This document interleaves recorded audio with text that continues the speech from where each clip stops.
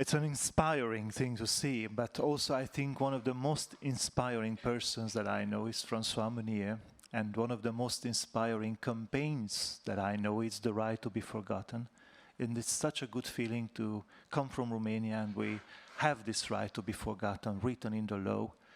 And please excuse me, but in my mind, right to be forgotten and François Monnier are synonyms. So we are very, very happy to have you. The floor is yours, Professor.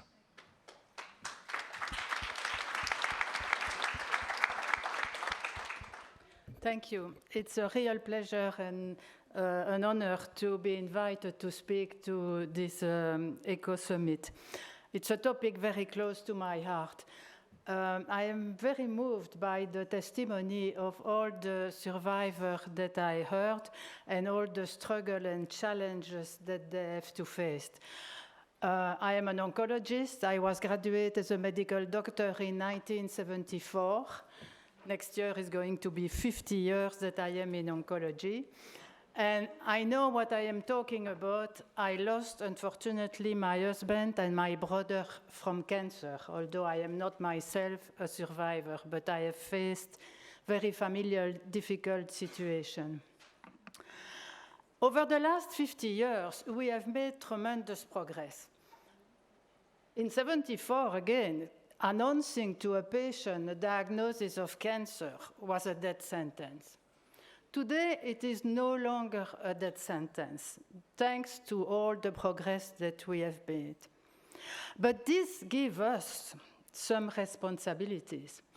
And when I mean us, it's the healthcare professional who often overlook the long-term effect and the discrimination, some lack of awareness about the problem, not giving the patient information about their right. But us, it's not only healthcare professional, it's also politicians, as we have heard, and after all, the financial sector and the whole society, who have to realize that cancer is no longer a death sentence. And to face those challenges, there are many challenges for the survivor. Psychological, long-term side effects, we have heard pain, we have heard many of them.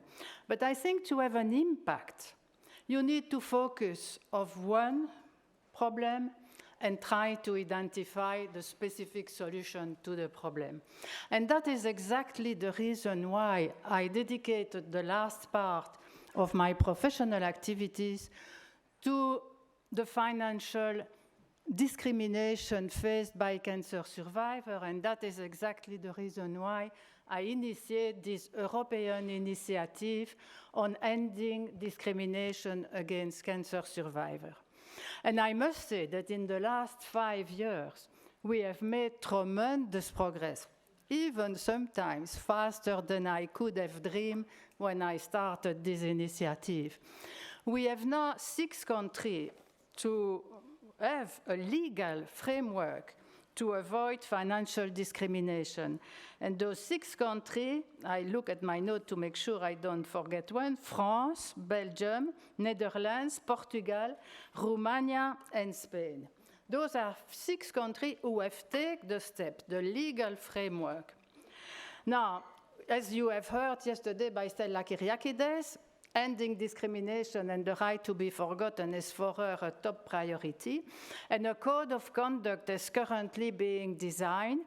We have had 2 roundtables, and there are going to be 2 extra roundtables to define the right to be forgotten through a code of conduct, because in some member states, there are a huge lobbying of insurance and bank and the financial sector to avoid a legal framework, and the compromise among the 27 is to reach a code of conduct.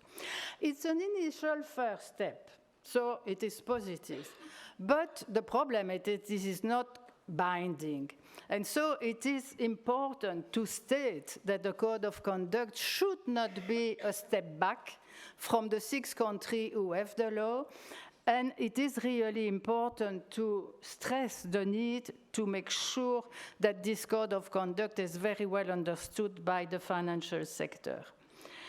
So there is where we are. For the moment, there are countries discussing legislation, and that is Italy, Slovenia, and Greece. And I am extremely happy to see that 3 other countries are moving. And the number of countries increasing is really important because the momentum is there. And that's why I am totally dedicated to this topic. Thank you.